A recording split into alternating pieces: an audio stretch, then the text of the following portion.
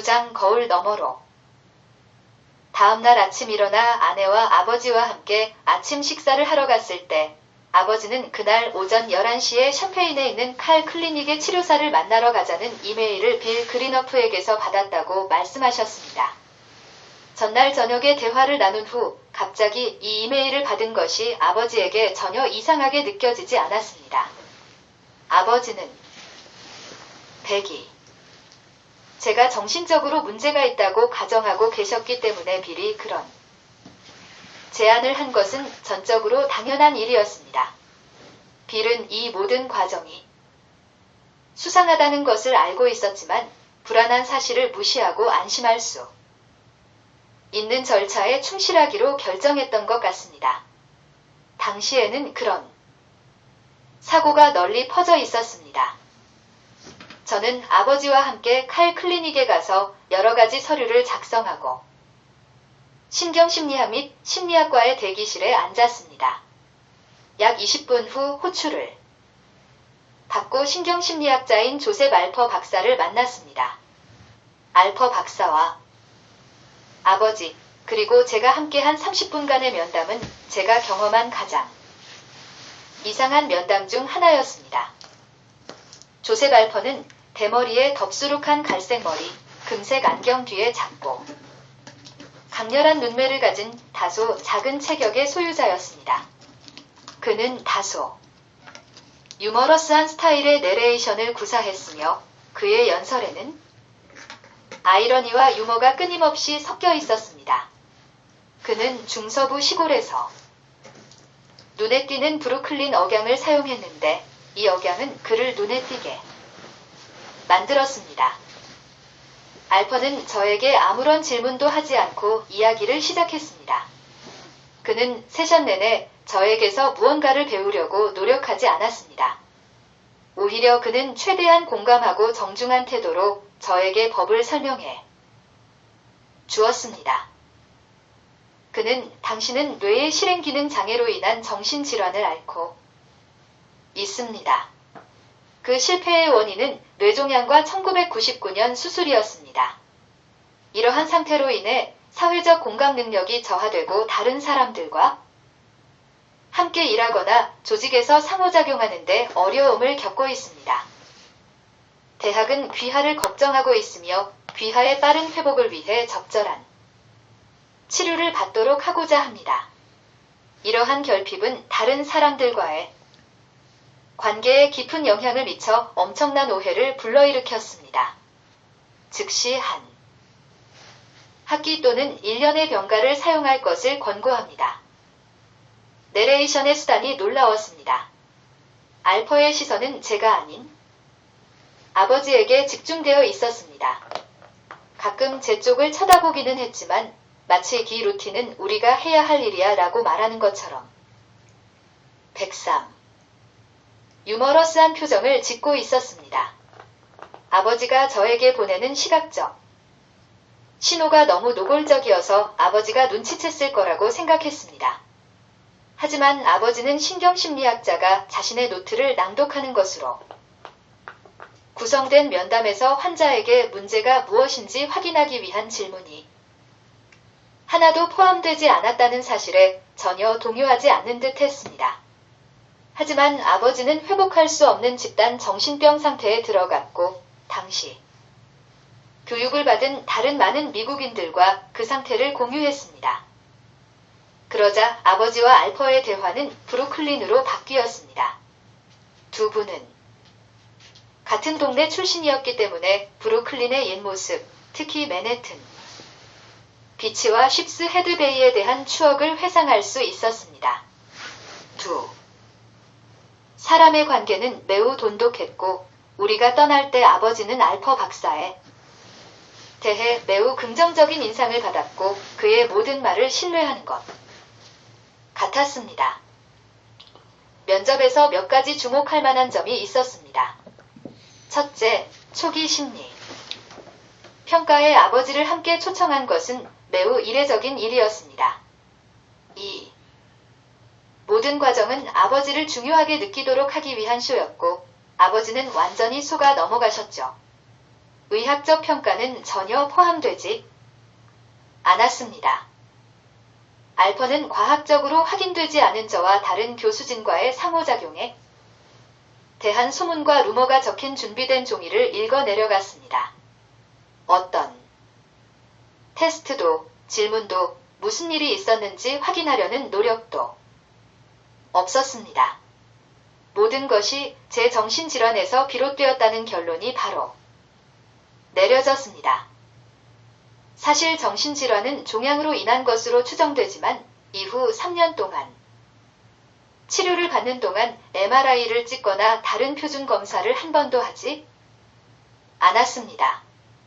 관련 의사들은 모든 치료가 처음부터 사기였다는 것을 알고 싶어하는 사람들에게 보여주기 위해 의미 있는 모든 치료를 의도적으로 누락한 것으로 보입니다. 알퍼가 언급한 집행기능의 실패는 의학적 평가라기보다는 부시 행정부가 연방정부를 장악한 후의 정치적 상황을 설명하기 위한 것이었습니다. 인터뷰 내내 세터데이 나이트 라이브의 촌극처럼 다소 유머러스한 대화가 오갔고 그 과정에서 간접적이고 유머러스한 백사 방식으로라도 실제 문제에 대해 기꺼이 이야기할 사람이 적어도 몇 명은 있다는 사실에 안심할 수 있었습니다. 분명 제 주변에는 저를 적극적으로 보호하려는 사람들이 몇 명 있었어요. 그 후 15년 동안 다른 사람들이 저에게 들려준 이야기나 정리의 과정을 통해 이 이야기의 다른 많은 부분이 명확해졌지만 조셉 알퍼 박사의 지위는 여전히 모호합니다.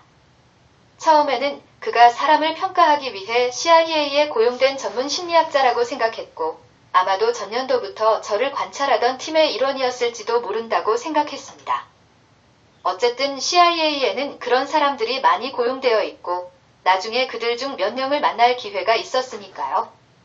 또한 알퍼가 브루클린 출신의 유대인이라면 제 행동과 의도를 더 잘 평가할 수 있을 거라는 생각도 들었습니다. 또한 아버지에게 더 설득력 있게 다가갈 수 있었죠.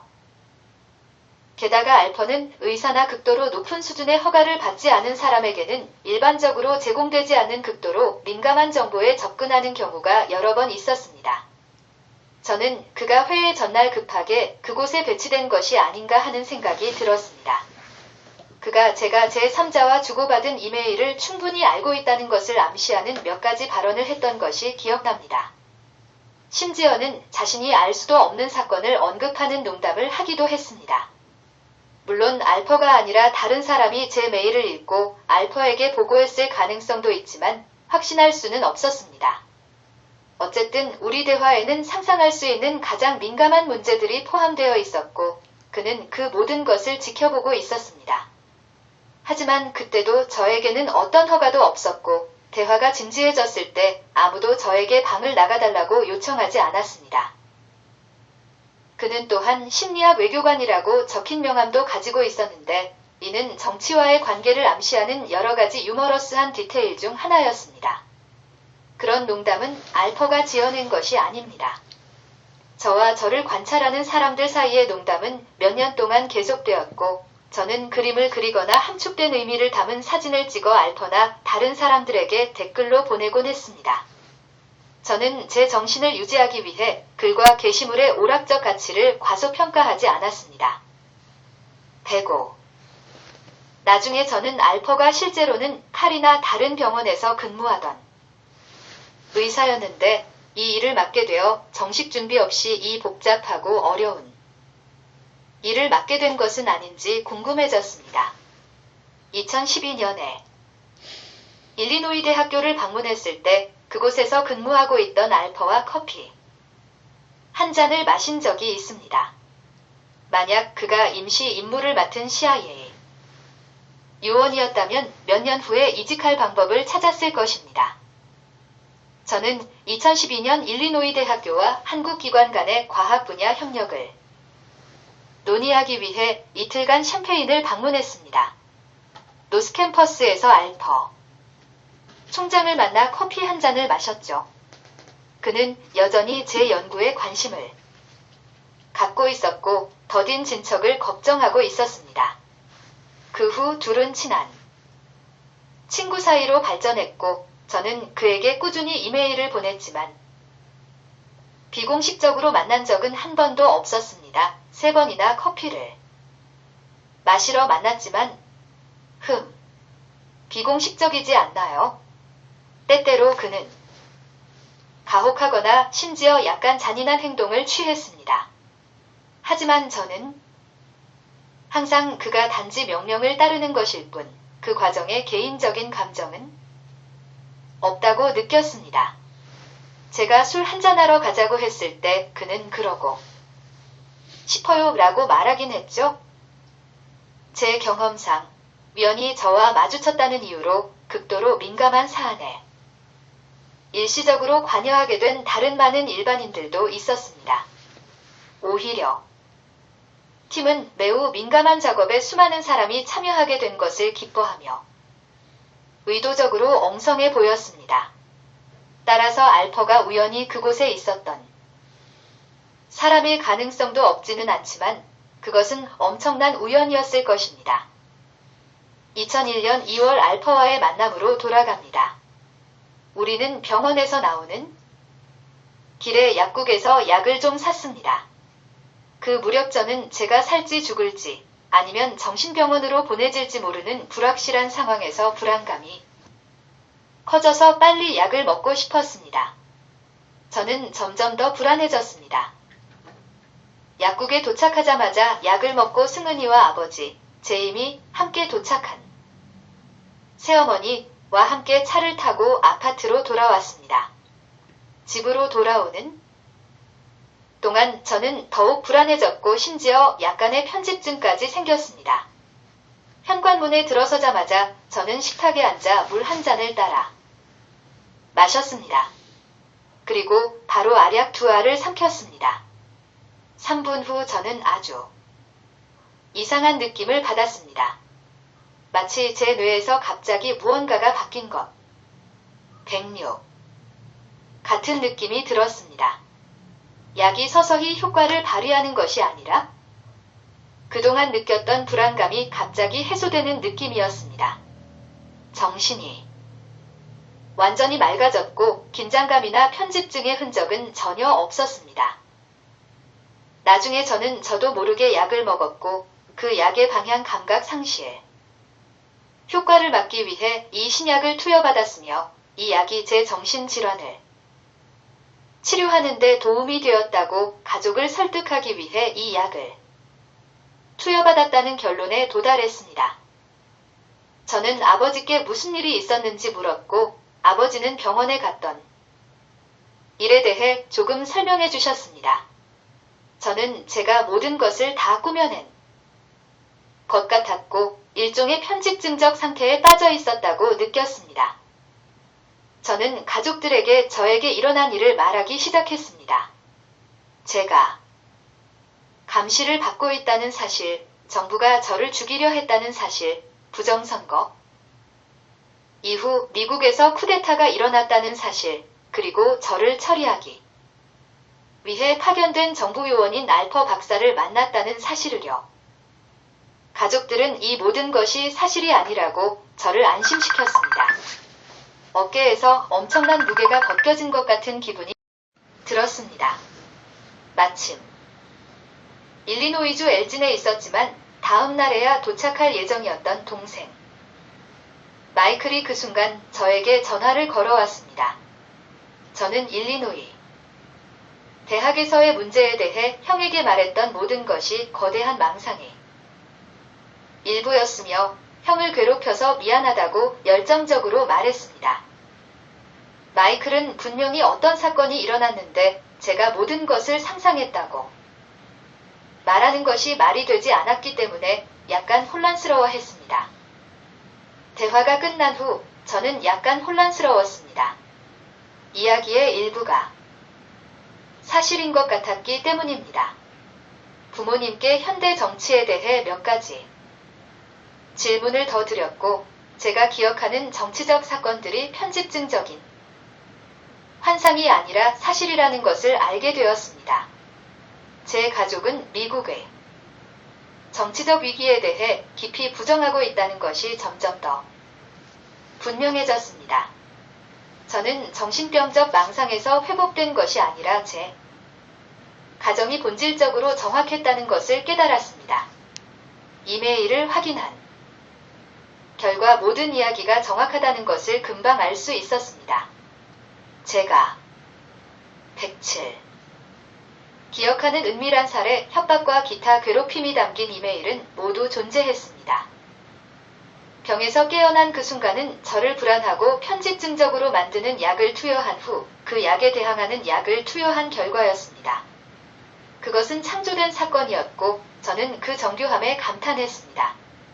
하지만 가족들이 저에게 심각한 질문을 했다면 모든 이야기는 무너졌을 것입니다. 가족은 묻지 않았어요. 그들은 미국이 지금 군대에 의해 점령당했다느니 신호에 직면하고 싶지 않았기 때문에 내가 정신병자라고 필사적으로 믿고 싶었던 것 같습니다. 내 정신병에 대한 이야기를 믿는 것은 그들이 망상을 붙잡기 위해 필수적이었고 말이 안 된다는 증거가 있음에도 불구하고 그들은 그 이야기에 집착했습니다. 왜냐하면 그 이야기를 의심하기 위해서는 미국에서 벌어지는 근본적으로 불법적인 활동의 현실을 직시해야 했고 그것은 심리적으로 그들에게 너무 큰 부담이었기 때문입니다. 그 결과 가족과의 관계는 영구적으로 손상되었습니다. 이야기 전체가 허점으로 가득 차 있었지만 실제로 무슨 일이 있었는지 확인하기 위한 질문은 단 한 번도 하지 않았습니다. 저는 아버지와 제이미에게 이야기가 더 복잡하고 설명이 더 필요하다고 몇 가지 의견을 제시했지만 그들은 제가 정신병자라고 생각해서 진실에 도달할 수 있는 진짜 질문을 하지 않으려는 것 같았습니다. 당시에도 그랬고 지금도 그렇지만 만약 제가 갑자기 자살이나 약물과다 복용으로 사망했다면 가족들은 진실을 밝히기 위해 아무런 노력도 하지 않았을 것입니다. 가족들은 저를 잊어버렸고 진실을 밝히는데 관심이 없었죠. 다음 날 아버지는 델리아 학장, 티나 곤잘레스 총장 보좌관 등 고위 관리자들을 만나기 위해 학교를 돌아다녔어요. 그들은 모두 아버지가 저를 얼마나 걱정하고 있는지, 저를 얼마나 깊이 걱정하고 있는지 말씀해 주셨습니다.